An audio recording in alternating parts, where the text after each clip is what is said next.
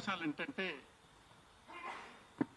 ఇప్పుడున్న ప్రభుత్వానికి రిజర్వేషన్లను బీసీలకు పెంచే ఉద్దేశంలో నిజంగా ఉందా లేదా అన్నది ప్రధానమైన ప్రశ్న.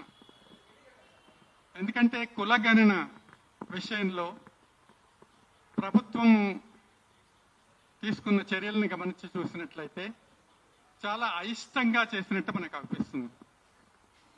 మేము చాలా సమావేశాల్లో కులగణన గురించి, ప్రభుత్వం తీసుకుంటున్న చర్యల గురించి ఇదివరకు చర్చించాం.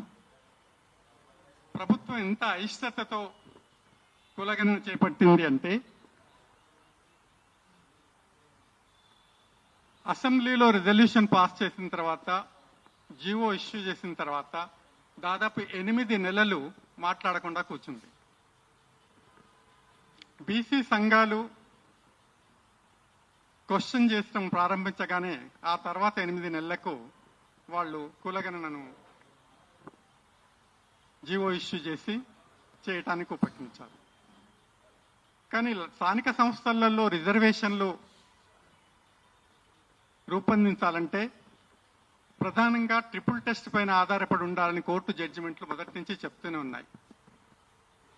కాబట్టి స్థానిక ఎన్నికలు ఆల్రెడీ చాలా డిలే అయిన సంగతి మనకు అందరికీ తెలిసిన విషయమే.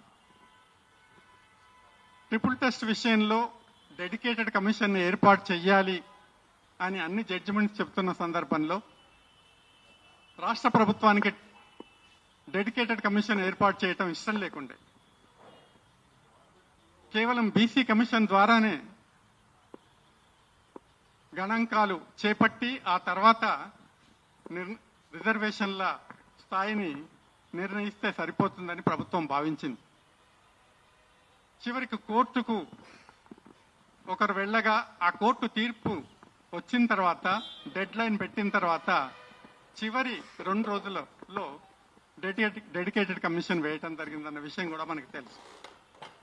డెడికేటెడ్ కమిషన్ వేయకుండా బీసీల రిజర్వేషన్ను గుర్తించటం, ఇయ్యడం సాధ్యం కాదు అని చెప్పి ప్రభుత్వానికి తెలిసినప్పటికీ ప్రభుత్వం అప్పుడు కూడా డిలే చేసింది. కులగణన చేయటానికి 8 నెలలు డిలే చేస్తే అదేవిధంగా డెడికేటెడ్ కమిషన్ వేయటానికి కూడా చాలా డిలే చేసింది. డెడికేటెడ్ కమిషన్ ఏం చేయాలి అన్న విషయంలో కూడా ప్రధానంగా ప్రభుత్వం వాళ్లకు జీవోలో డీటెయిల్డ్గా సూచనలు చేయటం జరగలేదన్న విషయం కూడా మనం గమనిస్తాం. కొండల్లో గారు,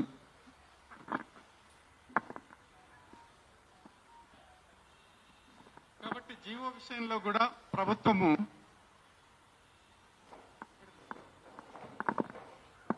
ప్రభుత్వం తీసుకున్న నిర్ణయం కనుక మనం గమనించి చూసినట్లయితే మనకు తెలిసేది ఏంటంటే,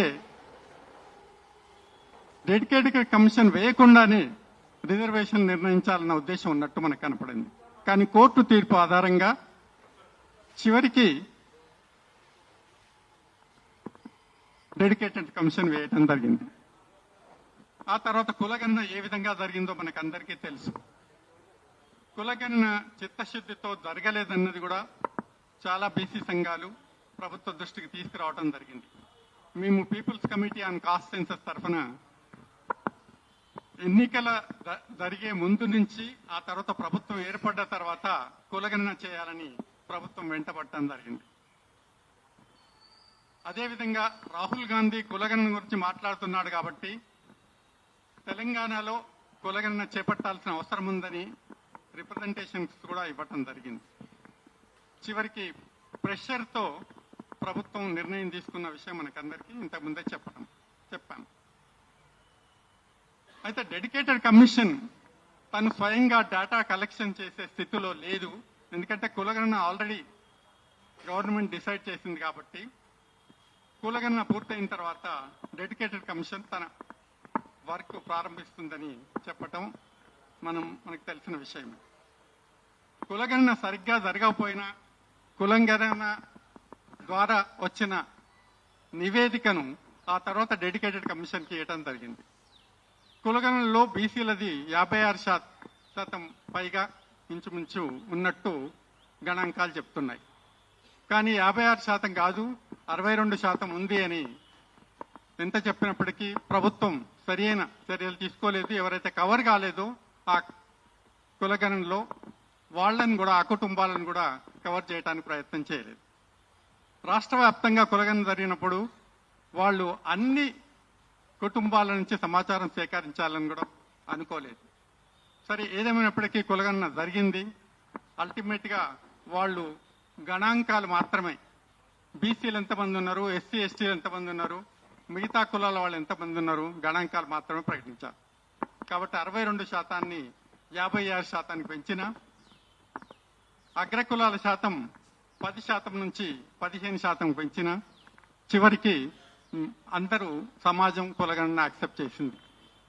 ఎందుకంటే 56% బేసిస్ పైన బీసీ రిజర్వేషన్ పెంచే అవకాశం ఉందని ఊరుకోవటం జరిగింది. కాబట్టి మొదటి నుంచి ఇప్పటి వరకు మనం పరిశీలించేసినట్లయితే ఏ విధంగా రిజర్వేషన్ల విషయంలో ప్రభుత్వ వైఖరి భిన్నంగా ఉందో, వాళ్ళు చేసిన ప్రామిస్కు ప్రాక్టీస్కు ఎంత భిన్నంగా ఉందో మనకు తెలుస్తూ వచ్చింది. చివరికి అసెంబ్లీలో రిజల్యూషన్ పాస్ అయిన తర్వాత కూడా చట్టం చేసి ఆ చట్టాన్ని గవర్నర్కు, ఆ తర్వాత ప్రెసిడెంట్కు, ఆ తర్వాత కేంద్రానికి పంపించి 9th షెడ్యూల్లో దాన్ని పెట్టడానికి ప్రయత్నాలు చేయటం అనేది కూడా పరిశీలించి చూసినట్లయితే అక్కడ కూడా జరిగిందేదో మనకు తెలుసు. ప్రభుత్వము బీజేపీ గవర్నమెంట్ పైన తీసుకురావాల్సిన ఒత్తిడి తీసుకురాలేకపోయింది. ఆ విషయంలో ప్రభుత్వం టోటల్గా ఫెయిల్ అయింది. అంతేకాకుండా గవర్నర్ పైన, ప్రెసిడెంట్ పైన తీసుకురావాల్సిన ఒత్తిడి మిగతా ఇండియా కూటమి రాజకీయ పార్టీలతో కలిసి కానీ, మిగతా ప్రజా సంఘాలతో కలిసి కానీ ప్రభుత్వం చేస్తా అని ప్రామిస్ చేసినప్పటికీ చేయలేకపోయింది. రాష్ట్రం నుంచి అన్ని అపోజిషన్ పార్టీస్ కేంద్రానికి తీసుకువెళ్లి కేంద్ర పైన ఒత్తిడి తెస్తా అని ప్రకటించినప్పటికీ అది కూడా చేయలేకపోయింది. చివరికి బిల్లు పెండింగ్ లో ఉంచబడింది. ఆ తర్వాత బిల్లు పెండింగ్ లో ఉన్న సందర్భంగా మళ్ళీ ఆర్డినెన్స్ ఇష్యూ చేయటం కూడా మనకు తెలిసింది. ఆర్డినెన్స్ ఇష్యూ చేసిన తర్వాత దాన్ని మళ్ళీ దాన్ని అమలుకు మళ్ళీ ఎలాంటి ప్రయత్నాలు చేసిందో మనకు అందరికీ తెలుసు. కాబట్టి ఆర్డినెన్స్ తర్వాత మళ్ళీ చివరికి జీవో ఇష్యూ చేయటం జరిగింది.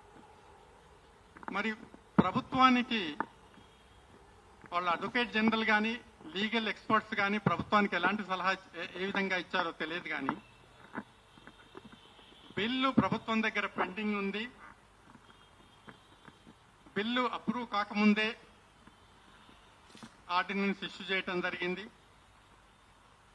బిల్ అప్రూవ్ కాకుండా ఆర్డినెన్స్ ఇష్యూ చేయటం, ఏ ప్రొసీజర్ ప్రకారం ఇష్యూ చేయటం జరిగిందో మనకు తెలియదు.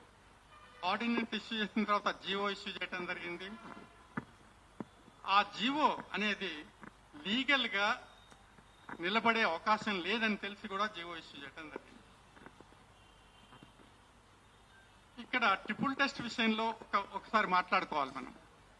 ఎందుకంటే దేశవ్యాప్తంగా అన్ని రాష్ట్రాలలో ట్రిపుల్ టెస్ట్ బేసిస్ పైనే రిజర్వేషన్లు అలో చేయాలా లేదా అనేది కోర్టులు ఇదివరకే నిర్ధారించాయి. కానీ ఇక్కడ ప్రభుత్వము డెడికేటెడ్ కమిషన్ వేసినప్పటికీ ఆ డెడికేటెడ్ కమిషన్ డేటా ఆధారంగా ఎలాంటి నిర్ణయాలు తీసుకుంది అనేది ప్రజలకు ప్రభుత్వం చెప్పడానికి ప్రయత్నం చేయలేదు. ఎందుకంటే డెడికేటెడ్ కమిషన్ నివేదిక బయట పెట్టలేదు. వాస్తవానికి కమిషన్ వేయటం ఒక ఎత్తు అయితే డేటా కలెక్ట్ చేయటం ఇంకో ఎత్తు. డేటా కలెక్ట్ చేసిన తర్వాత రిజర్వేషన్ నిర్ధారించటం విషయంలో కూడా ప్రభుత్వం టోటల్ గా ఫెయిల్ అయింది. ఎందుకంటే యూనిట్ వైజ్ రిజర్వేషన్లు నిర్ధారించి కోర్టుకు సబ్మిట్ చేయాల్సిన అవసరం ఉంది. ట్రిపుల్ టెస్ట్ ఆధారంగా కేవలం 42% గంపగుత్తగా ప్రకటించటం అనేది చూస్తే ఈ విషయంలో ట్రిపుల్ టెస్ట్ యొక్క ప్రొసీజర్స్ ను ప్రభుత్వం ఫాలో కాలేదు అనేది చాలా స్పష్టంగా తెలుస్తుంది. అందుకని ఆల్రెడీ ఎలక్షన్ కమిషన్ ఇచ్చిన నోటిఫికేషన్ లో మనం చూసాం ఎన్ని తప్పులు జరిగాయో అన్న విషయం కూడా చాలా స్పష్టంగా తెలుస్తుంది.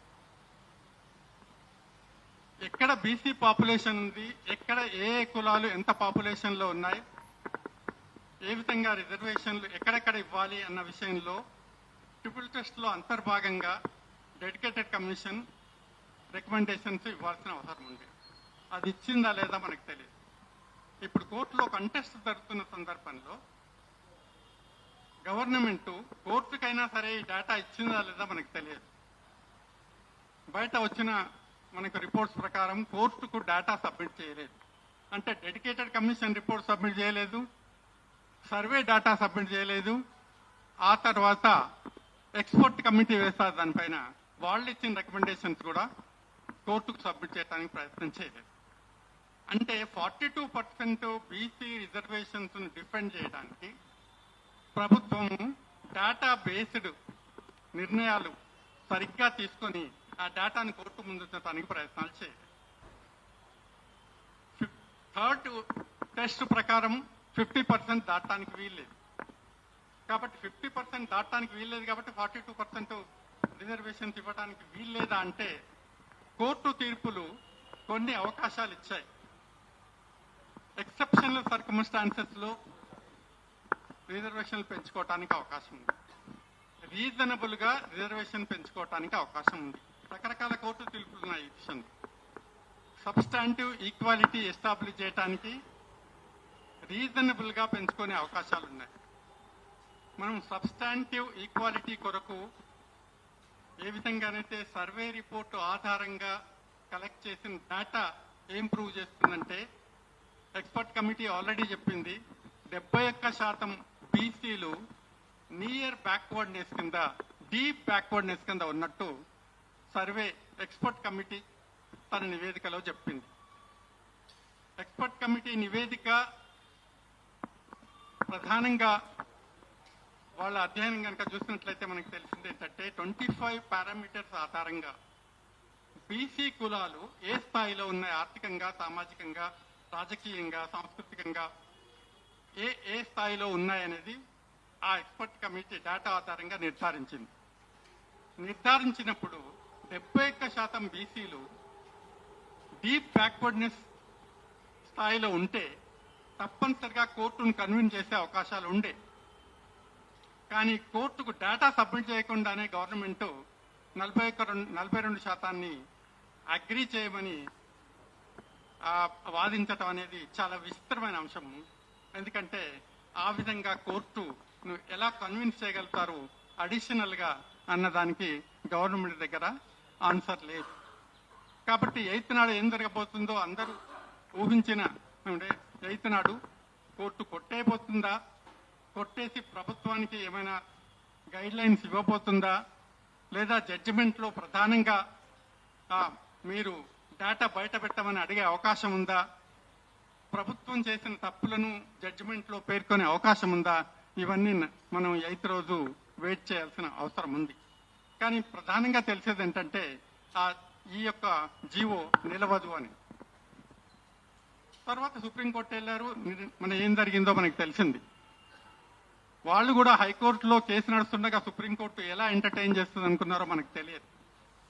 కాబట్టి ఇక్కడ తెలంగాణలో జరుగుతున్న పరిస్థితులు కనుక గమనించి చూసినట్లయితే ఇక్కడ భవిష్యత్తులో కులాల మధ్య తగాదాలు పెట్టే పరిస్థితులను ఒకవైపు ప్రభుత్వం సృష్టిస్తుంది, ఒకవైపు సమాజంలో అలాంటి పరిస్థితులు నెలకొల్పే డెవలప్మెంట్స్ జరుగుతున్నట్టు కూడా మనకు కనిపిస్తుంది.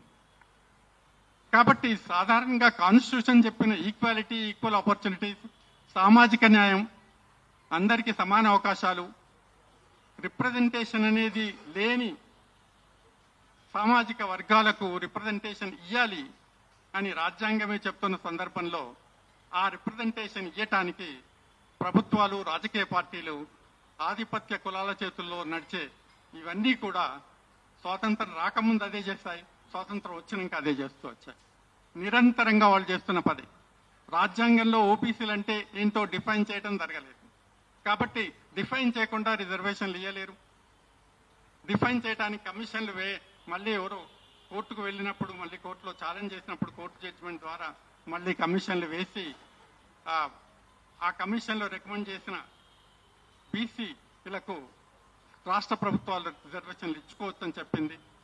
కాబట్టి ఎక్కడా కూడా అప్పటి నుంచి ఇప్పటి వరకు మనం పరిశీలించి చూసినట్లయితే రిజర్వేషన్లకు అడ్డంకులు సృష్టించే పని ప్రతి రాజకీయ పార్టీ దేశంలో చేసింది.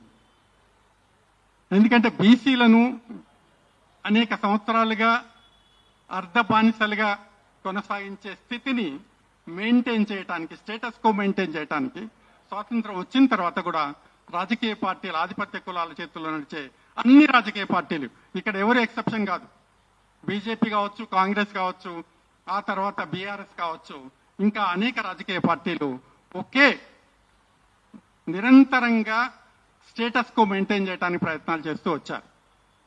కాబట్టి ఈ విషయంలో వాళ్ళ పాలసీ అంతా ఒకటే, బీసీలను ఇదే విధంగా స్టేటస్ కో మెయింటైన్ చేసి తమ గుప్పిట్లో ఉంచుకోవటానికి ప్రయత్నాలు చేయాలి.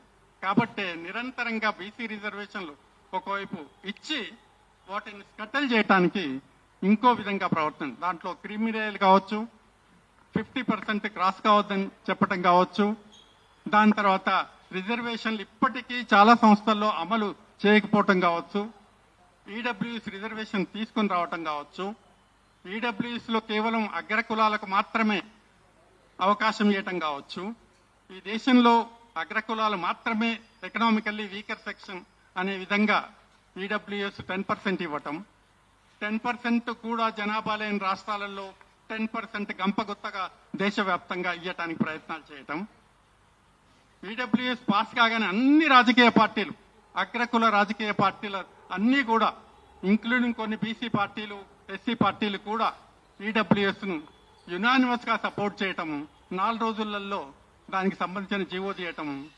దేశవ్యాప్తంగా బీసీ రిజర్వేషన్లు అమలు చేయని చోట కూడా అమలు చేయడానికి ప్రయత్నాలు చేయటం చూస్తున్నట్లయితే ప్రభుత్వాలు ఏ విధంగా అగ్ర కులాలను అధికారం నిరంతరంగా చలాయించే పరిస్థితి కల్పిస్తున్నాయో మనకు కనపడుతుంది. కాబట్టి అందులో భాగంగానే, ఆ జాతీయ కుట్రలో భాగంగానే ఈరోజు తెలంగాణలో బీసీలకు 42% రిజర్వేషన్ రానియకుండా ప్రభుత్వాలు, రాజకీయ పార్టీలు విడివిడిగా కలసికట్టుగా ప్రయత్నాలు చేస్తున్నాయి.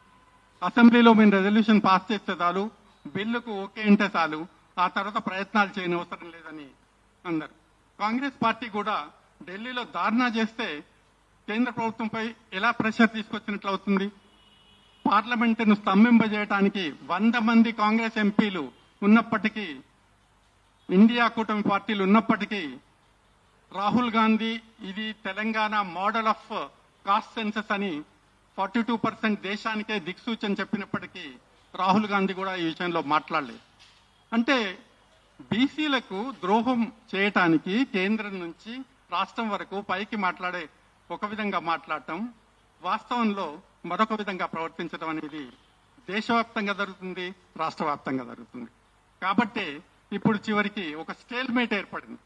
కోర్టు కొట్టేసిన తర్వాత ఏం చేయాలి? అల్టిమేట్ గా ఏం చేయబోతుంది ఆల్రెడీ చెప్పారు కూడా కాంగ్రెస్ పార్టీ, మేము 42% ఇస్తాం.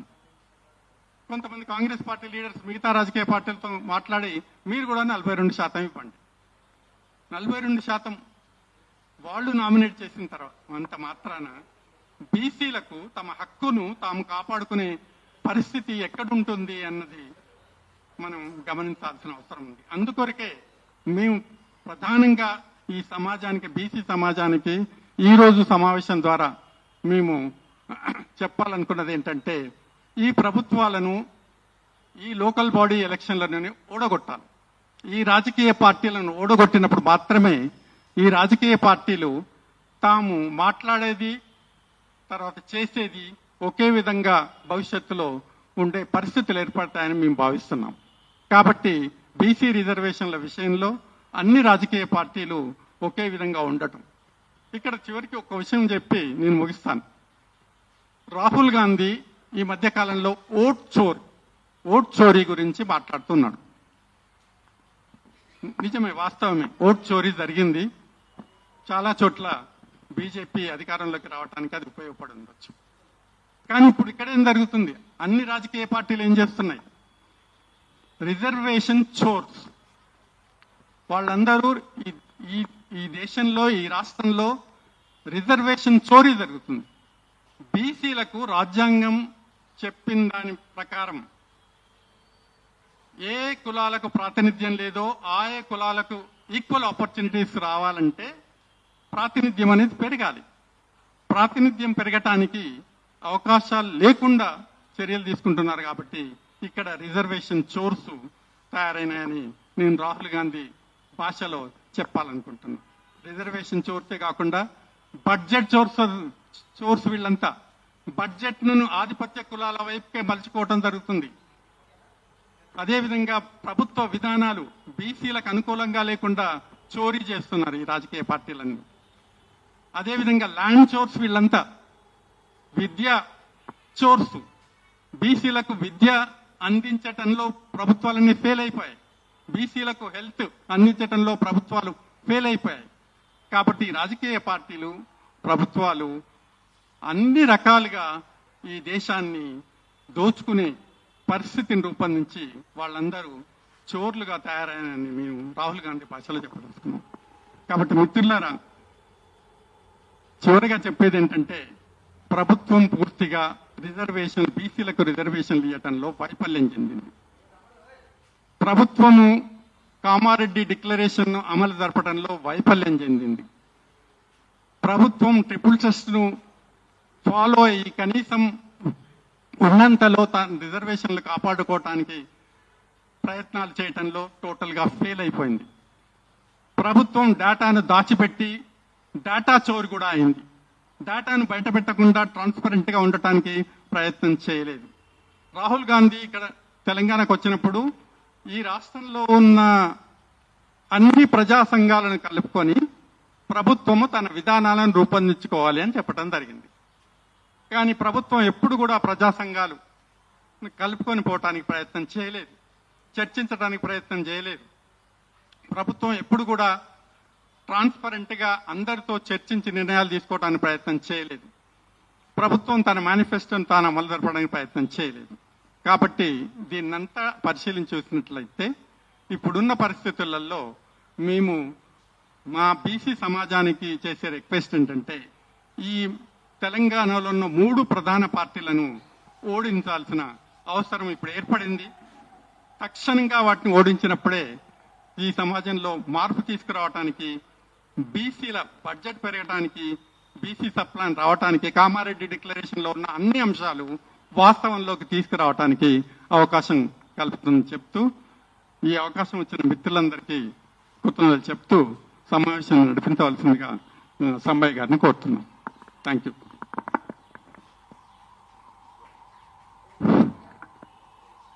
Thank you sir. సో మిత్రులందరూకి నమస్కారం. మీడియా మిత్రులకు, ఇక్కడికి విచ్చేసినటువంటి పెద్దలందరికీ నమస్కారం. సో బీసీలకు జరుగుతున్న అన్యాయం మీద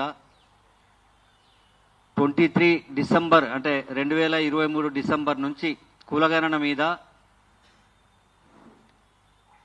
ఫైట్ చేయటం జరిగింది.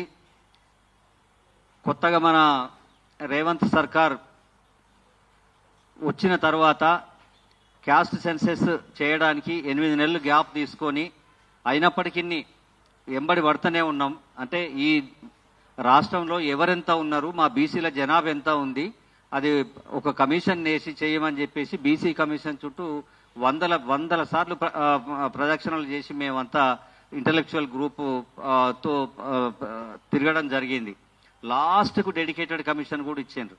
కానీ ఏ విధంగా కులగణన జరిగింది, వాళ్ళు ఎట్లా చేసిండ్రు అంటే 62% ఉన్న బీసీ జనాభాను తీసుకొచ్చేసి 42%కు తీసుకొచ్చిండ్రు.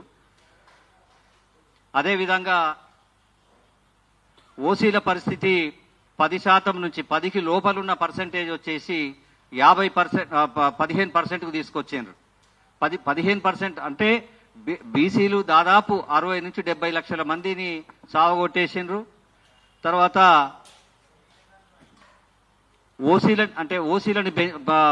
ఓసీలకేమో ఎక్కువ మంది పిల్లలు పుట్టినారు. అంటే ఒక్కొక్కరు 10 మందిని అన్నట్టు బీసీలకు అసలు ఏమి నాలెడ్జ్ లేకుండా పాపం అందరూ అధిక సైంటిఫిక్గా ఆలోచించి ఆపరేషన్లు చేయించుకున్నట్టు ఇట్లాంటి పరిస్థితి బీసీలను ఏ విధంగా అనగదొక్కుతున్నారో మీడియా ద్వారా అంటే గవర్నమెంట్ అంటే ఓసీ గవర్నమెంట్ల ద్వారా ఏం జరుగుతుంది. ఇప్పటికీ 78 సంవత్సరాల పరిపాలన లోపల ఒక్కసారి కూడా బీసీలు మనకు తెలంగాణ కానీ ఆంధ్రప్రదేశ్ కలిసి ఉన్నప్పుడు కానీ లేరు, జరగలేదు అది. కాబట్టి మిత్రులారా, మనం కాబోయే రోజులల్లా బీసీలు ఈ 3 పార్టీల చుట్టూ తిరగకుండా అవసరమైతే ఒక ప్రత్యామ్నాయమైన రాజకీయాన్ని ఏర్పాటు చేసుకొని దానికి మేమంతా ఒకటి, మా ఓటు మేము వేసుకుంటాం అనే సిద్ధాంతం మీద ముందుకు రావాల్సిందిగా రిక్వెస్ట్ చేసుకుంటూ ఇప్పుడు పెద్దలు కొండలరావు గారిని ఉపన్యసించాల్సిందిగా కోరుతున్నాం.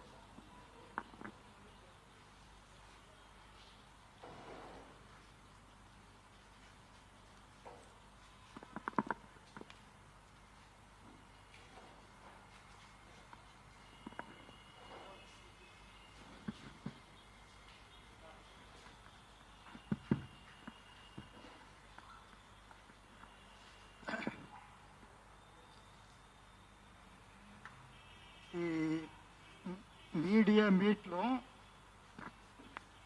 భాగస్వాములవుతున్న బీసీ బంధువులందరికీ నమస్కారాలు చెప్పుకుంటూ, ఇంతవరకు ప్రొఫెసర్ మురళీ మనోహర్ గారు కొన్ని కీలక విషయాలు, ఆ విషయాలకు సంబంధించిన వివరాలు ప్రెస్ ముందు పెట్టారు. దాంట్లో ముఖ్యమైనది బీసీలకు సంబంధించిన స్థానిక సంస్థల్లో రిజర్వేషన్లు 42% సంబంధించిన విషయాల మీద ఆయన అనేక కోణాలని ఇక్కడ ముచ్చరించడం జరిగింది. ఆ విషయానికి, ఆ ఇష్యూకు సంబంధించి నేను కొన్ని వివరాలు ముందు పెట్టాలనుకుంటున్నాను. 42% రిజర్వేషన్ని కాంగ్రెస్ పార్టీ హామీ మేరకు అమలు చేయాలని చేసే ప్రయత్నం సమగ్రంగా జరగలేదు అనేది, ఆ ఆలోచనని బలపరచడానికి వారు చాలా వివరాలు చెప్పుకొచ్చారు.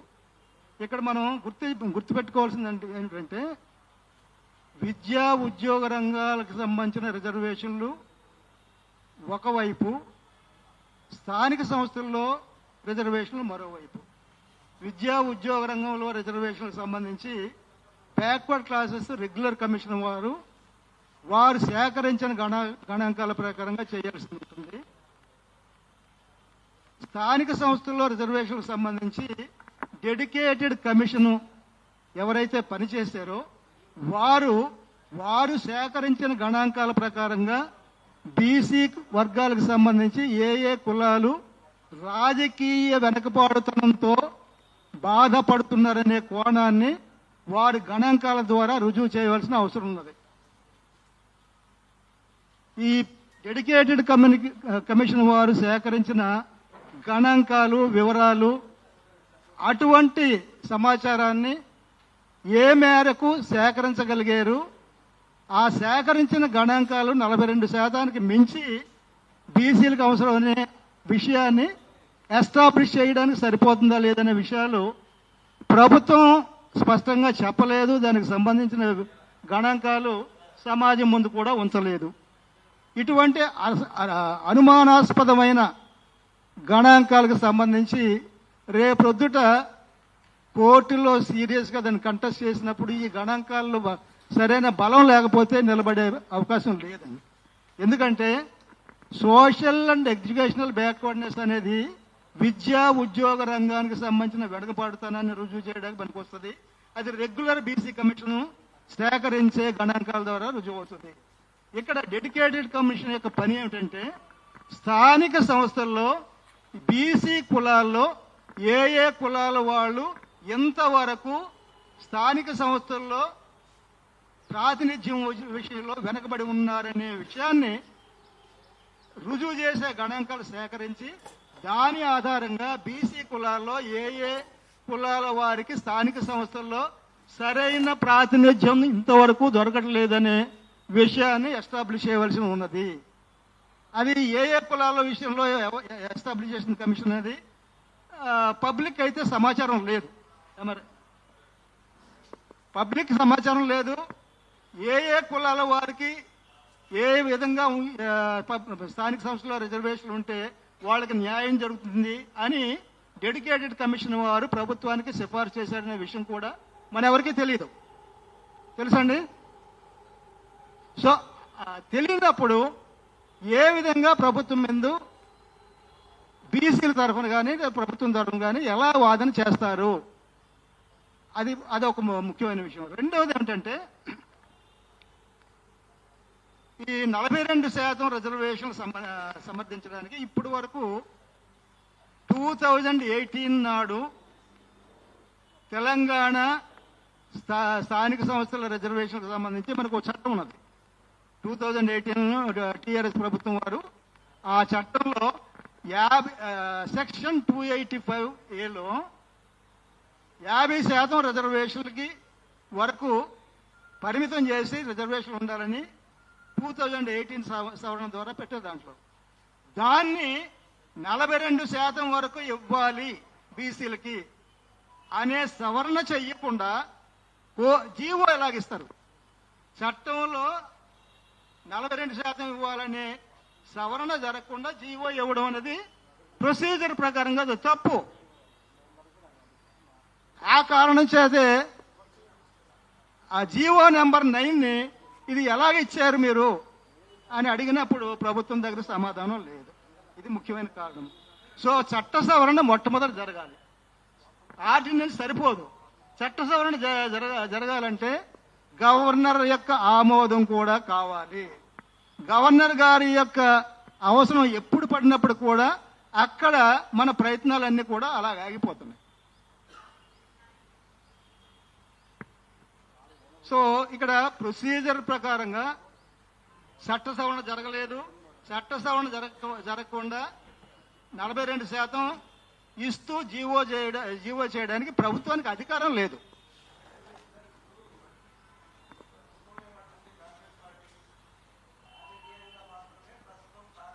అది ప్రభుత్వం అది కరెక్ట్ కాదండి. ఎందుకంటే జీవో ఇష్యూ చేయాలంటే చట్టంలో దానికి సంబంధించిన ప్రొవిజన్ ఉండాలి. గత ప్రభుత్వం టీఆర్ఎస్ ప్రభుత్వం 2018లో 50% కుదింపి దాని ప్రకారంగా బీసీలు 23 అని ఇచ్చిన దానికి కూడా చట్టం ఉన్నది.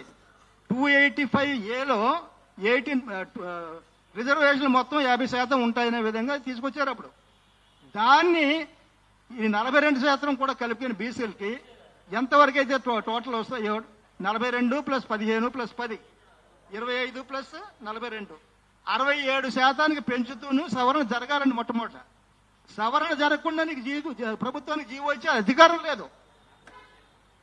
చట్టం అసెంబ్లీ ఇస్తుంది, జీవో ప్రభుత్వం ఇస్తుంది. ప్రభుత్వం ఇవ్వాలంటే చట్టంలో అసెంబ్లీ ఆమోదం చేయాలి. ఆమోదం చేసిన తర్వాత గవర్నర్ గారు దాన్ని ఓకే చెప్పాలి. గవర్నర్ గారు కూడా ఓకే చేయరు. దాని కారణాలను బహుశా అందరికీ తెలుసని అనుకుంటున్నా. ఎందుకు చేయరంటే సుప్రీంకోర్టు ఇచ్చిన తీర్పు అడ్డొస్తుంది గవర్నర్ గారికి. 50% దాటకూడదని సుప్రీంకోర్టు 2010 మే 11వ తారీఖున ఇచ్చిన తీర్పుని ఈనాటి వరకు ఏ ప్రభుత్వం కూడా సవాల్ చేయలేదు. బీసీ సంఘాలు కూడా దాన్ని సవాల్ చేయలేదు. సుప్రీంకోర్టు యొక్క తీర్పు అమల్లో ఉంటుండగా చట్టం సవరణ చేస్తానని నేను బయలుదేరితే దేని ప్రకారంగా చేస్తామని సుప్రీంకోర్టు అడ్డొస్తుందని చెప్పి మనకు వ్యతిరేకులు కోర్టుకు వెళ్ళి ప్రయత్నిస్తే వెంటనే ఇది కూడా పోతుంది. చట్ట సవరణ కూడా ఆగదు. ఇవన్నీ ఆగాలంటే మొట్టమొదటి అటాక్ చేయాల్సింది 2010లో మే 11వ తారీఖున కేజీ బాలకృష్ణన్ గారు చీఫ్ జస్టిస్ గారి ఆధ్వర్యంలో 5 జడ్జీల బెంచ్ ఇచ్చిన తీర్పుని మొట్టమొదట ప్రశ్నించాలి. ప్రశ్నించడం అంటే వ్యతిరేకించడం కాదు. బీసీల యొక్క అవసరాల మేరకు వాళ్ళకి 50% సరిపోదు. వాళ్ళ డేటా ఇలా ఉన్నది, వాళ్ళ అవసరం ఇలా ఉన్నది. డేటా అంటే స్థానిక సంస్థల్లో వెనుకబాటుతనము బీసీ కులాల్లో చాలా ఎక్కువ ఉన్నది కాబట్టి వాళ్ళకి కేవలం 23% 22% సరిపోదు. ఇప్పుడు దాకా వాళ్ళందరికీ కూడా రిప్రజెంటేషన్ లేదు. రిప్రజెంటేషన్ ఇవ్వాలంటే వాళ్ళకి మొత్తంగా 42% వరకు ఇవ్వాలనేది గణాంకాల ఆధారంగా మీరు రుజువు చేస్తూ ముందుకెళ్ళినప్పుడు అప్పుడు సుప్రీంకోర్టు 50% పెట్టిన దాన్ని మనం అది కాదు ఇంత కావాలని డిమాండ్ చేయడానికి గణాంకాల ఆధారంగా వారు పరిశీలించి ఆమోదించడానికి అవకాశం ఉన్నది. అప్పటి వరకు వారు కూడా ఏం చేయరు. సో ఇన్ని అడ్డంకులు మనకు ముందు ఉండగా వారు రాజకీయ ప్రయోజనాల కోసం కాంగ్రెస్ వారు కామారెడ్డి డిక్లరేషన్ చేసి ఉండవచ్చు, కానీ అది నిలబడుతుందా లేదనేది ఇప్పటి వరకు మనం చూసుకోలేదు. అమలు చేయవలసిన పరిస్థితి వచ్చినప్పుడు అందరూ అడ్డుపెడుతున్నారు. ప్రభుత్వం కూడా చిత్తశుద్ధితో తాను చేయవలసిన ప్రక్రియ విషయంలో అటు ఆర్డినెన్స్ కానీ లేకపోతే తీర్మానాలు కానీ 9th షెడ్యూల్లో పెట్టడానికి పార్టీలన్నింటినీ తీసుకెళ్ళి అటు కేంద్ర ప్రభుత్వం ఒత్తిడి చేసే పని చేయాలి. ఈ విధంగా చాలా చాలా అవకతవకలు ఉన్నాయి. ఇక మరో విషయం ఏంటంటే విద్యా ఉద్యోగ రంగాల్లో రిజర్వేషన్లకు సంబంధించి క్రీమీ లేయర్ అనేది ఒకటి మనకు అడ్డొస్తుంది. అక్కడ నడుస్తున్నది క్రీమీ లేయర్ కాని వాళ్ళకి మాత్రమే ఇస్తున్నారు, అది ఒకటి. అయితే స్థానిక సంస్థల్లో రిజర్వేషన్లకు సంబంధించి క్రీమీ లేయర్ అనే విషయం లేదు. ఇది సుప్రీంకోర్టు ఇచ్చిన తీర్పులోనే ఉన్నది. ఏమని చెప్పారంటే క్రీమీ లేయర్ లేకుండా స్థానిక సంస్థల్లో అడ్మినిస్ట్రేషన్ చేయడానికి బీసీల్లో ఉండే క్రీమ్ వల్లే అది వీలవుతుంది తప్ప అంతంత మాత్రం బలం కలిగిన బలహీనులైన వాళ్ళు ఆ స్థానిక సంస్థల్లో అడ్మినిస్ట్రేషన్ నడపలేరు. కాబట్టి క్రీమీ లేయర్ అనేది స్థానిక సంస్థల్లో ఉండడానికి వీలు లేదు విషయంలో అని 2010లో ఇచ్చిన సుప్రీంకోర్టు తీర్పులోనే ఉన్నది. సో ఇట్లాంటివి అనేక.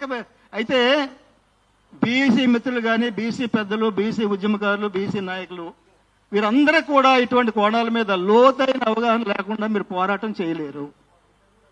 మనలో మనకి అన్ని కోణాలని కూలంకషంగా మన నాయకత్వం వహిస్తున్న వారు, రకరకాల స్థాయిల్లో ప్రభుత్వాలతో పోరాటం చేస్తున్న రాజకీయ నాయకులు, వీళ్ళందరికీ ఇటువంటి వాటి విషయంలో క్లారిటీ ఉండాలి. ఏ కోర్టు ఏం చెప్పింది, ఆ కోర్టులో మనకు వ్యతిరేకంగా ఏమున్నది, మన అనుకూలంగా ఏమున్నది, ఇట్లాంటి అన్నిటి మీద లేకుండా మనం చేయలేము.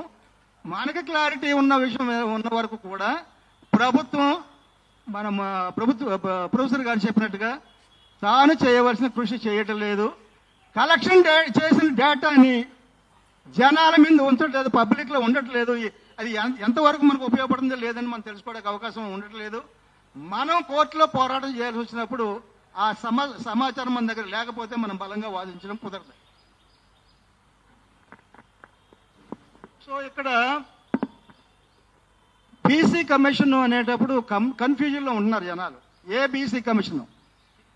విద్యా ఉద్యోగ రంగానికి సంబంధించిన రిజర్వేషన్ చూసే కమిషన్ వేరు, స్థానిక సంస్థల్లో రిజర్వేషన్కి సంబంధించిన విషయాల్ని డేటాని డీల్ చేసే కమిషన్ వేరు.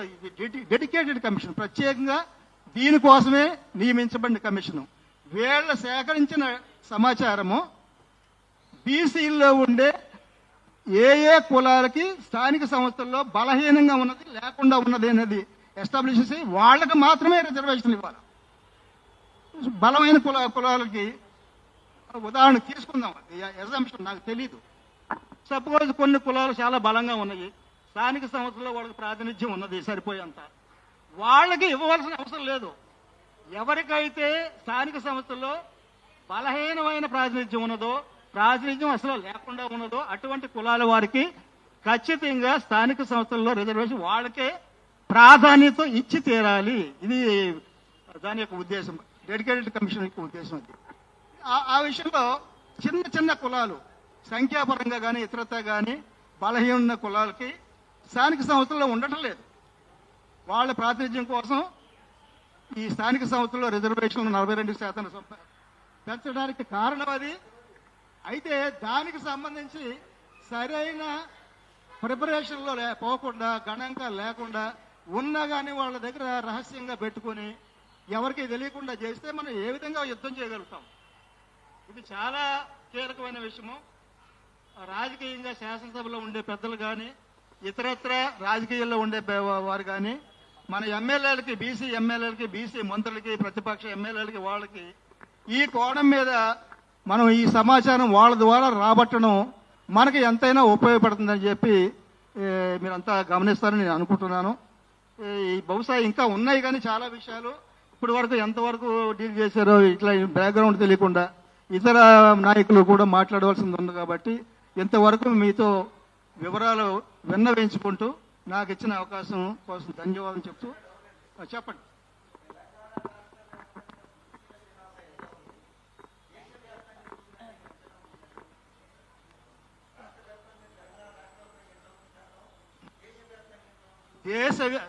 మనం దేశవ్యాప్తంగా ఉండే బీసీ జనాభాకను ఈ స్థానిక సంస్థల రిజర్వేషన్కి మన ఉద్యోగ రిజర్వేషన్కి రాష్ట్రానికి సంబంధించిన వరకు మనకు సంబంధం లేదు. అయితే ప్రొఫెసర్ మురళీ మనోహర్ గారు ఎక్స్ప్లెయిన్ చేసినట్టుగా ఉండవలసిన 66% కాకుండా బీసీలు దాన్ని కుదించి ఆధిపత్య కులాల వాళ్ళ జనాభాని పెంచుకున్నారనే అభియోగంలో చాలా న్యాయం ఉన్నది. ఎందుకంటే చాలా ఇళ్లకి ఈ ఈ గణాంకాల సేకరణ జరగలేదండి. ఉదాహరణకి గేటెడ్ కమ్యూనిటీస్ ఉన్నాయి. ఏ గేటెడ్ కమ్యూనిటీలో కూడా ఈ 2 కమిషన్లు కూడా సర్వే చేయలేదు. నేను ప్రత్యక్ష సాక్ష్యం. అంటే నేనే సాయనే కాదు, ఇది ఎక్కడైనా మీరు ఎంక్వైరీ చేయండి. అనేక హౌస్ హోల్డ్స్ని సర్వే చేయకుండా అది పూర్తి సర్వే ఎలాగవుతుంది, బీసీల యొక్క వివరాలు మొత్తం అంతా కూడా దాంట్లో ఎలాగొస్తుంది. తెలంగాణలో ఎన్ని హౌస్ హోల్డ్స్ ఉన్నాయి? ఎంతండి, ఎంత చెప్తున్నారు? హౌస్ హోల్డ్స్ 1,20,000 గృహాలని కమిషన్లు కవర్ చేశారా? కవర్ చేయకుండా మీకు పూర్తి జనాభా ఎలాగొస్తుంది కొంతమందిని విడిచిపెడితే? సో మనకైతే పూర్తిగా సేకరించినట్టుగా ఆధారాలు లేవు. ఉన్న ఆధారాల వరకు మన జనాభాను కుదిరించానని చెప్పడానికి బలమైన ఆధారాలు వారు చెప్పారు. సో ఈ వివరాలతో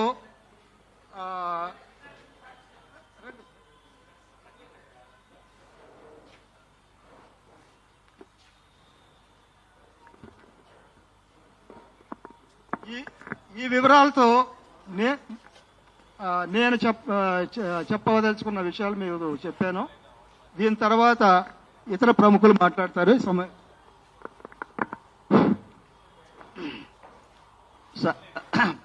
పెద్దలందరూ కూడా సమయభావాన్ని దృష్టిలో పెట్టుకొని ఒక్కొక్క నిమిషం మీరు ఏం చెప్తారు? స్థానిక సంస్థలు 42% వాళ్ళు ఇచ్చిన రిజర్వేషన్లు, వీటి మీద మాత్రమే, అంటే మామూలుగా ఒకరు మాట్లాడింది ఇంకొకరు మాట్లాడాల్సిందిగా ఒక్క నిమిషం మన దుండ్రా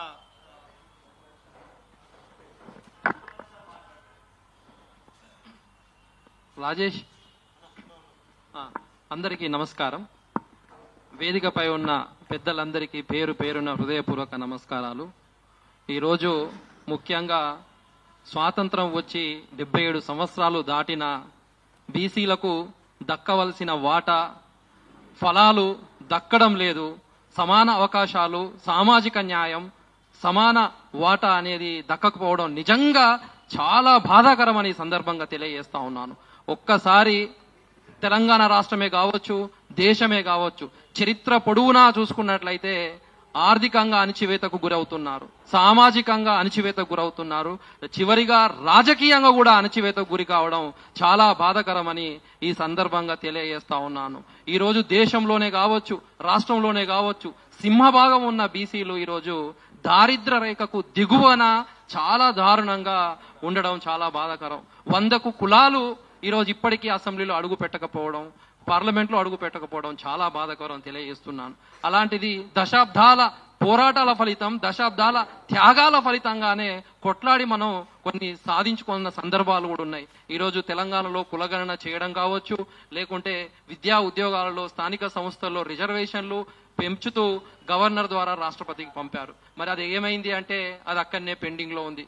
ఆ తర్వాత స్థానిక సంస్థల్లో పంచాయతీరాజ్ చట్టం 2018 ఏదైతే 285A సవరించి గవర్నర్కు పంపించారు, అది అక్కడే పెండింగ్ ఉన్న పరిస్థితి మనందరికీ తెలిసిందే. అయితే నేను ఏమంటున్నాను, ఈ రోజు జీవోలను అడ్డుకోవడానికి ముందుకొస్తారు. ప్రతి దానికి ఏదైనా బీసీలకు అవకాశాలు వస్తాయంటే చాలు అడ్డు కూడా కడతా ఉండడం చాలా బాధాకరం అని సందర్భం తెలియజేస్తా ఉన్నాను.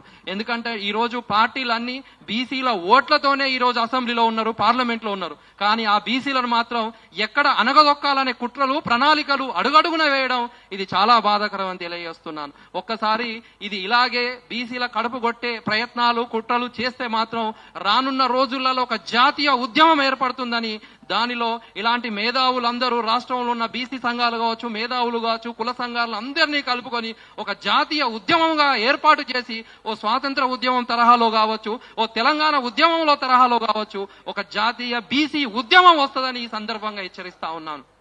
ఎందుకు ఇంత కుట్రని చెల్లిస్తా ఉన్నాం. ఈ రోజు జీవో ఇచ్చిల్లు అనుకోండి, వెంటనే సుప్రీంకోర్టులో పోయి పిటిషన్ ఇస్తారు, వెంటనే హైకోర్టులో పోయి పిటిషన్ ఇస్తారు. ఎందుకు మేమంటే ఇంత మా ఓకే, థ్యాంక్ యూ అండి అవకాశం ఇచ్చిన.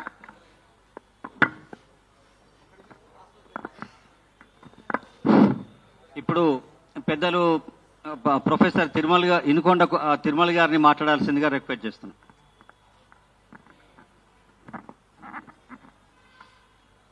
అందరికీ నమస్కారం. చాలా విషయాలు మనం ఇంతవరకు చర్చించుకున్నాం. 42% ఇస్తాం అని చెప్పటం కానీ, జీవో తీసుకురావడం కానీ, లేకపోతే కమిటీలు వేయడం కానీ, ఇవన్నీ కూడా రాజ్యాధికారం ఇవ్వడానిక. ఓట్లు ఉన్నాయి కాబట్టి ఓట్లు తీసుకుందాము అని అంతే. మీరు ఇంతసేపు అది చేయలేదు, ఇది చేయలేదు, అక్కడ ఆపుతున్నారు, ఇక్కడ ఆపుతున్నారు అని చెప్తున్నారు. కానీ ఎట్టి పరిస్థితుల్లోనూ రాజ్యాధికారం ఓట్ల ద్వారా వస్తుందా? రాదు. వాళ్ళు ఇచ్చేటువంటి రాజకీయ పార్టీ ఇచ్చేటువంటి రిజర్వేషన్ ద్వారా రాదు. ఈ రోజున ఎప్పటి నుంచో రిజర్వేషన్ ఇచ్చిన ఎస్సీలకి రాజ్యాధికారం వచ్చిందా? అలా రాదు. ఇంత పాపులేషన్ ఉన్నది అని, కనీసం 50% పాపులేషన్ మనకు ఉన్నది అని మనం అనుకుంటున్నప్పుడు, అనుకోవటమే కాదు, ఉన్నమాట నిజం. తెలంగాణలో అంతకంటే ఎక్కువ ఉన్నమాట నిజం. ఈ రోజున మనం చదువుకున్నాం, వాళ్ళతో పాటు సమానంగా మాట్లాడగలుగుతున్నాం. మన దగ్గర కొంతమంది ధనవంతులు కూడా ఉన్నారు, డబ్బు ఖర్చు చేయగలిగే వాళ్ళు కూడా ఉన్నారు. అలాంటి వాళ్ళందరినీ మనం కలుపుకొని ఒక రాజకీయటువంటి ప్రోగ్రాంతో ముందుకు పోవాలి. కానీ మీరు ఇవ్వలేదు, మీరు అది చేయలేదు అని చెప్పేసి అనడంలో మనకు టైం వేస్ట్. ఇప్పుడు ఎలాగో ఎలక్షన్స్ రాబోతున్నాయి, లోకల్ బాడీ ఎలక్షన్స్. మనం వాళ్ళని ఎక్స్పోజ్ చేయడానికి, ఇగో మీరు ఇట్లా మోసం చేసినారని చెప్పడానికి, మనలో మనం చర్చించుకోవటానికి, మనలో ఐక్యత రావడానికి మనం మాట్లాడుకోవడం తప్పితే ఏ రకమైనటువంటి వ్యామోహం ఎవరు వాళ్ళ చేతిలో ఉన్న అధికారాన్ని మన చేతులు ఇస్తారా? ఒకవేళ ఇయ్యాల్సి వచ్చి మన ఎవరినన్నా సీఎం చేశారనుకోండి, వెనక నుంచి కంట్రోల్ చేస్తారు.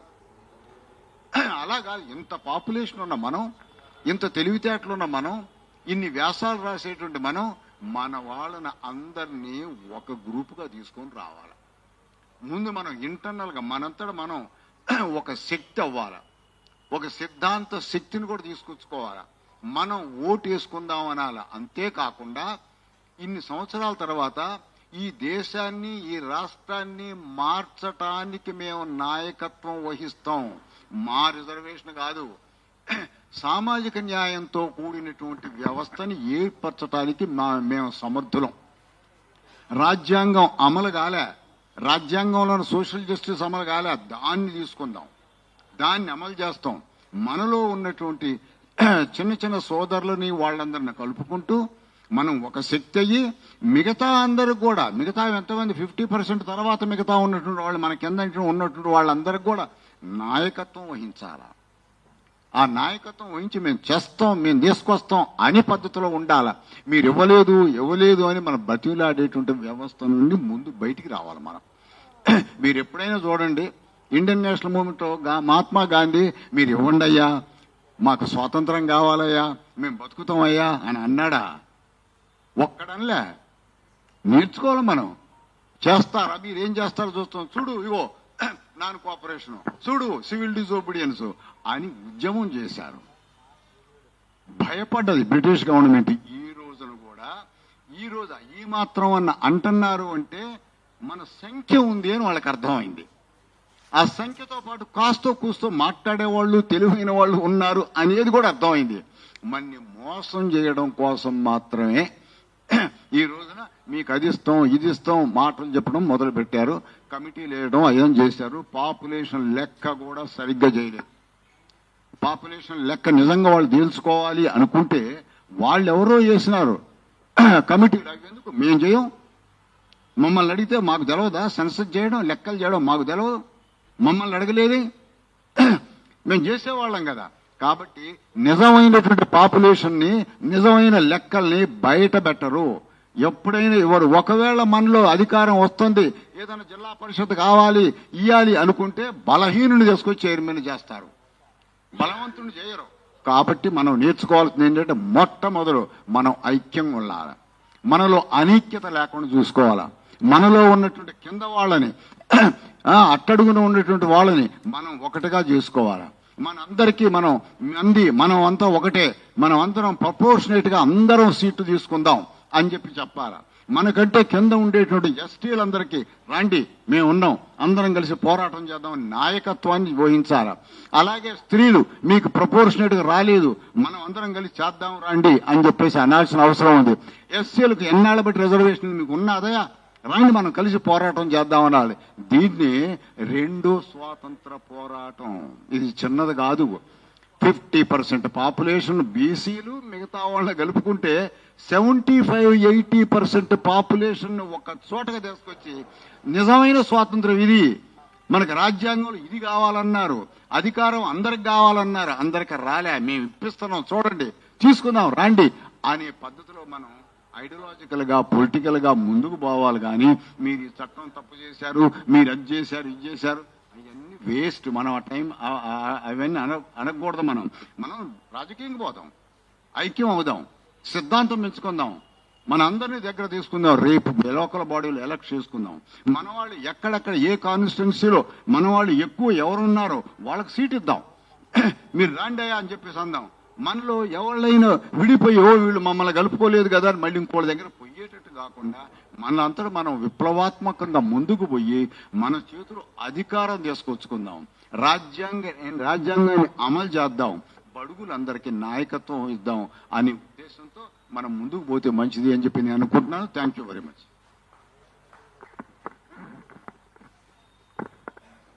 సార్ మురళీవాన్ సార్.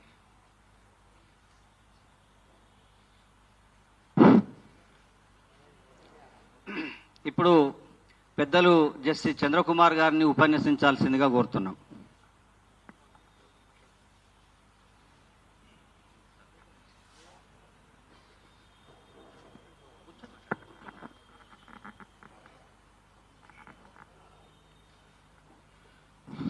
మిత్రులు, సోదరులు, సోదరీమణులు,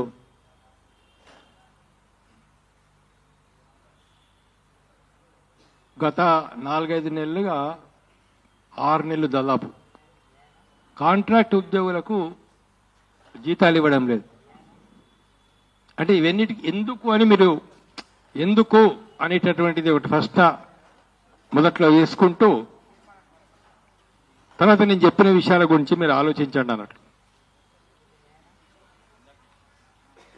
బీసీ ఎస్సీ స్టూడెంట్స్కు, ఫారెన్ దేశాలకు వెళ్ళి చదువుకునే వాళ్లకు ఆర్థిక సాయం చేస్తాం, ఇంత బడ్జెట్లో కేటాయిస్తున్నాం అని చెప్పిన ప్రభుత్వాలు ఇంతవరకు ఒక్క విద్యార్థిని కూడా ఫారెన్ కంట్రీస్కు పంపడానికి డబ్బు రిలీజ్ చేయలేదు. మధ్యాహ్న భోజనం బిల్స్ స్కూల్లో ఎస్సీ ఎస్టీ బీసీ ఇలాంటి స్కూల్స్లలో మధ్యాహ్నం అయితే పిల్లలకు భోజనం పెడుతున్నారో మధ్యాహ్న భోజనానికి కొన్ని చోట్ల 4 నెలల నుంచి రాలే, 6 నెలల నుంచి రాలే, కొన్ని దగ్గర 2 years నుంచి కూడా వాళ్ళకు అమౌంట్స్ అనేది రిలీజ్ కాకుండా ఉన్నాయి. ఏంటి, ఎందుకు చేస్తున్నారు ఇట్లా అనేది ఒకసారి మీరు ఆలోచించుకోవాలా. దాదాపు ఇప్పుడు 1000 మోడల్ స్కూల్స్ ఉన్నాయి, వాటిలో మినిమం ఫెసిలిటీస్ లేవు. కానీ ఇప్పుడు ప్రతి ఒక్క మండలానికో నియోజకవర్గానికో ఒక స్కూల్ పెట్టాలని చెప్పేసి వాళ్ళు ప్రపోజల్ పెడుతున్నారు. ఇప్పుడు అనేక మంది పిల్లలు, ఇందాకనే ఇక్కడ MK Gandhi law college students నుంచి ఇప్పుడే వస్తూ ఉంటే మాకు ఫిర్యాదు అందింది. లా పాస్ అయిపోయారు, వాళ్ళు ఎల్ఎల్బి పాస్ అయిపోయారు, ఎల్ఎల్ఎంలో అడ్మిషన్ తీసుకుంటున్నారు. ఎల్ఎల్ఎంలో అడ్మిషన్ తీసుకోవాలంటే ఎల్ఎల్బి సర్టిఫికెట్స్ కొన్ని అక్కడ ఇవ్వాలా. ఇప్పుడు దాదాపు ఒక 70-80 మంది విద్యార్థులు కంటే ఎక్కువ ముఖ్యంగా బీసీ, ఎస్సీ, బీసీ విద్యార్థులు ఎల్ఎల్ఎం అడ్మిషన్ కోల్పోతున్నారు. ఎందుకు ఎల్ఎల్ఎం అడ్మిషన్ కోల్పోతున్నారంటే వాళ్ళకి ఏదో గవర్నమెంట్ ఫీజు రియంబర్స్మెంట్ చేయాలో ఫీజు రియంబర్స్మెంట్ చేయలేదు. కాలేజ్ మేనేజ్మెంట్ ఏమంటుంది, ఇప్పుడు మీరు డబ్బులు కట్టి సర్టిఫికేట్ తీసుకపోండి, డబ్బులు కట్టేంత వరకు మేము సర్టిఫికేట్స్ ఇవ్వమని చెప్పేసి. సో ఎన్ని రకాలుగా ఎస్సీ, ఎస్టీ, బీసీ ముఖ్యంగా వాళ్ళని విద్య నుంచి దూరం చేయడానికి, ఉద్యోగాల నుంచి దూరం చేయడానికి వెనకాల నుంచి ఎంత ప్రయత్నం అనేది జరుగుతున్నది అనే దాన్ని మనం ఆలోచించాల్సిన అవసరం ఉందన్నట్టు.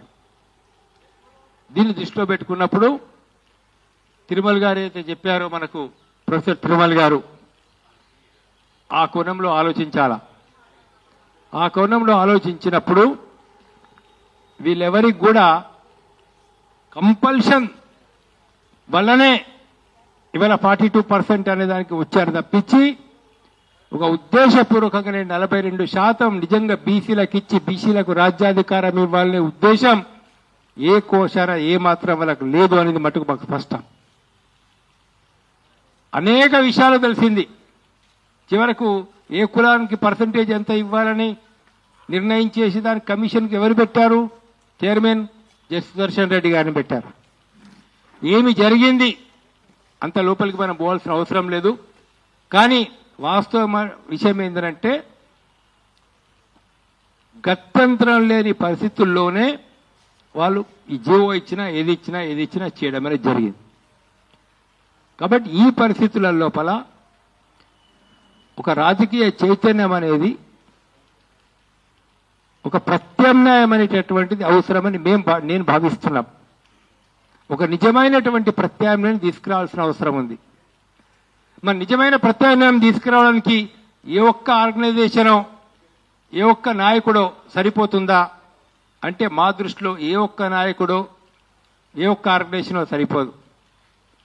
ఒక ఉమ్మడి నాయకత్వం, నిజాయితీ కలిగిన వాళ్ళు, సమాజంలో పేరు ప్రఖ్యాతులు కలిగిన వాళ్ళు, మచ్చలేనటువంటి వాళ్ళని నాయకులుగా మీరు పెట్టుకొని తిరుమల గారు చెప్పినట్లు మిగతా అందరితో, ఎస్సీలతో, ఎస్టీలతో, మైనారిటీలతో ఒక బ్రాడ్ ఫ్రంట్, వీలైతే ఇంతకుముందు వాళ్ళు బిఎల్ఎఫ్గా అయితే కొంతమంది పెట్టుకున్నారో వాళ్ళు కూడా కలిసి రావడానికి సిద్ధంగా ఉంటే నేను చెప్పేది ఏంటంటే ఒక చిన్న కర్ర ఉందనుకోండి, ఎవరైనా విడిచేస్తారు. అదే ఒక 20 కర్రల్ని, ఒక 20 చిన్న చిన్న పుల్లల్ని కూడా ఒక దగ్గర మనం కట్టగట్టినట్లయితే ఎవరు ఇరవలేడు. వేల సంవత్సరాలుగా జరిగినటువంటి యొక్క అన్యాయాలని, అక్రమాలని దీన్ని రిప్లేస్ చేయాలంటే అందరూ కలిసి ఉమ్మడిగా ప్రయత్నం చేసినప్పుడే సాధ్యమవుతుంది. మీతో ఏకీభవించే వాళ్ళందరినీ మీరు కలుపుకొని పోవాల్సిన అవసరం ఉంది.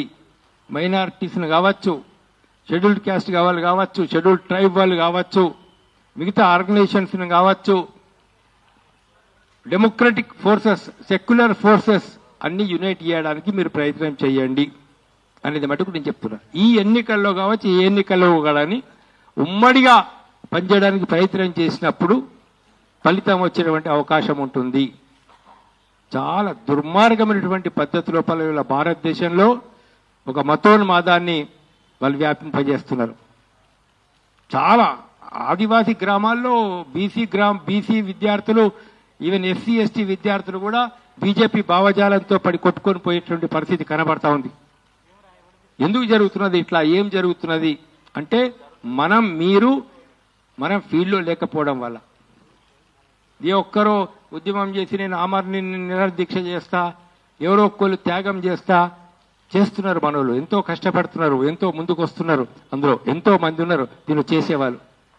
కానీ నేను ఒకటే చెప్తున్నా, ప్రొఫెసర్ మురళీ మనోహర్ గారితో అండ్ తిరుమల గారితో మిగతా వాళ్ళతో రిక్వెస్ట్ చేస్తున్నాం, దానిలో మీరు ఒక మంచి ఉద్యమాన్ని తీసుకొస్తున్నారు, ప్రజలందరినీ తెలివితేటలకు తీసుకొస్తున్నారు, బీసీలను పెద్ద ఎత్తున ఆర్గనైజ్ చేస్తున్నారు, దీన్ని ఇంకా బ్రాడ్ బేసిస్ మీద తీసుకుపోవడానికి ప్రయత్నం చేయాలని చెప్తూ నాకు ఈ అవకాశం ఇచ్చినందుకు ధన్యవాదాలు.